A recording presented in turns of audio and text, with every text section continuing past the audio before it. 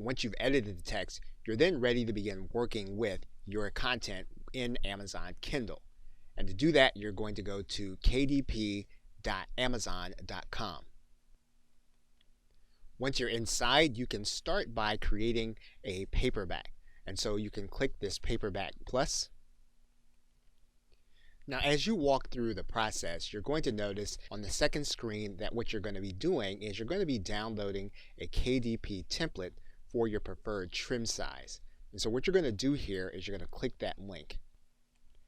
And then you're going to choose a particular template and size.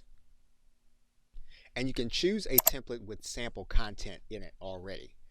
And for example, if we choose this 5x8 template, this is going to download a Microsoft Word document to our hard drive. We're going to go ahead and save it to our hard drive.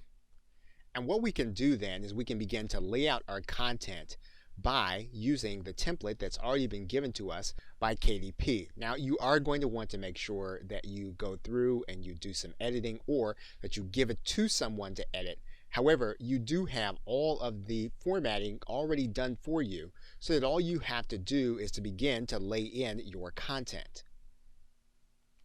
So for example, if we find this chapter 1, we'll just rename this chapter to something else that we want. And then we'll take our edited content and we'll fit it in for chapter 1.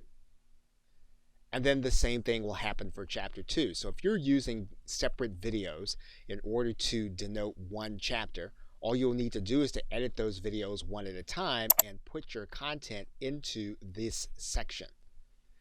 And you'll just edit your chapters and formatting just as it is inside of the doc. And then you'll simply save this document as your book content. And once your manuscript has been edited and it's ready to be uploaded, all you'll need to do is to come back to KDP and upload your manuscript here.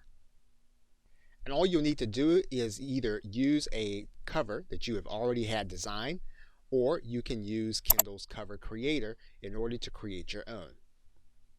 And once you've gone through this process, you will then be ready to begin previewing your book for publication on the Kindle platform. Now, what we've done is we've created a paperback in this sense. What we want to do now is we want to repurpose that same content into Kindle. Okay, so with that, thanks, and I will see you in another video.